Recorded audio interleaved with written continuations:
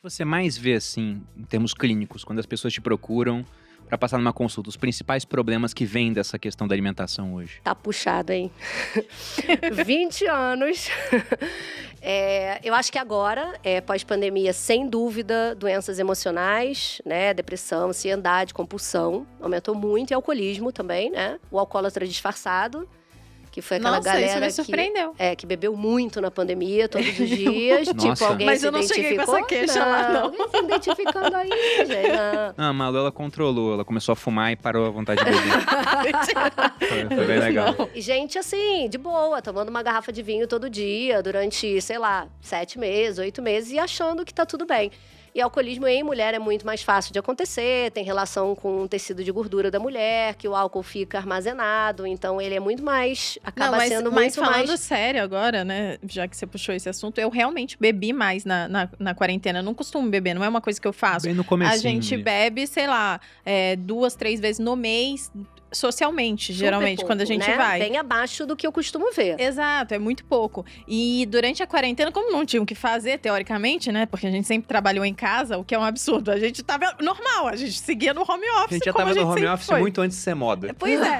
E aí a gente, do nada, vou começar a beber. Aí eu juro, eu bebia 2 vezes por semana. Então já é mais do que o dobro do que eu bebo hoje. E bebia, quando bebia, era eu e o Bruno, a gente bebia uma garrafa, às vezes 2. Então, e era engraçado, porque o pessoal gostava, né? A gente abria live, fazia, foi uma farra, inclusive, essa época. Mas, de fato, eu comecei aí eu engordei, pra quem não sabe. Claro. Quase 5 quilos durante a quarentena. Já emagreci tudo e mais. Mas, E muito disso foi cachaça.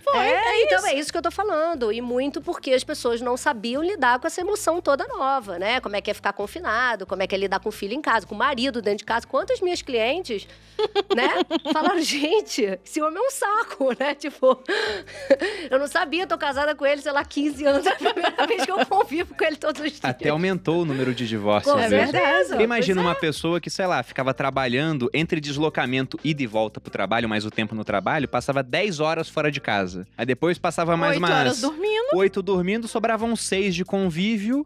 E às vezes o horário do trabalho não casava, tinha um pouco de redução. Então no dia passava 2, 3 horas junto e de repente Quando são, passava. sei lá, 15 Sim, horas juntos no isso. dia. Então, essa coisa, eu acho que mexeu muito com as pessoas. Então, isso foi uma queixa. O ganho de peso, problema de fígado, problema de insulina, problema de pré-diabetes e problema de alcoolismo.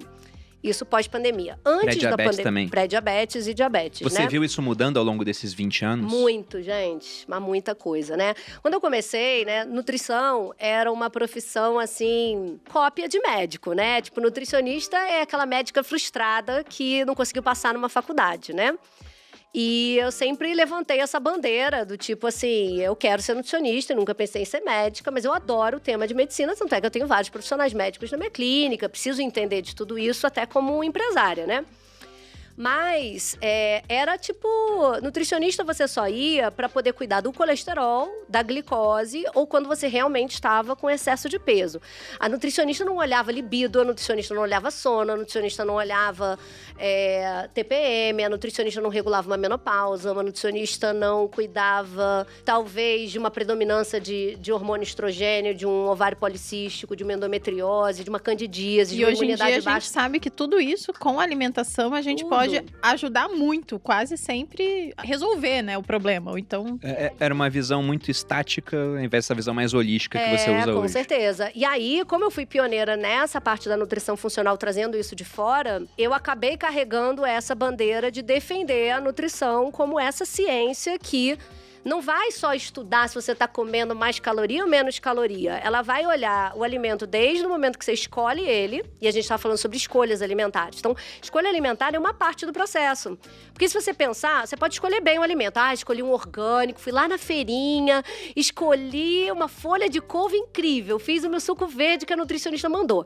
Aí, o que acontece? Da etapa que você bota o suquinho na boca, até a etapa que aquilo ali tem que chegar lá na tua célula, que aquilo tem que chegar na tua célula para funcionar, sei lá, para te dar ferro, para te dar cálcio, magnésio, energia, o que for, você passou por várias etapas: digestão, absorção, distribuição, fígado, rim.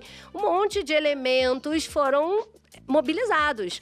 Então você não tem como garantir, antes que não existia esse tipo de estudo, se aquilo ali que você escolheu Foi de fato chegou ali no núcleo da sua célula, né? Que é onde a mágica acontece, digamos assim.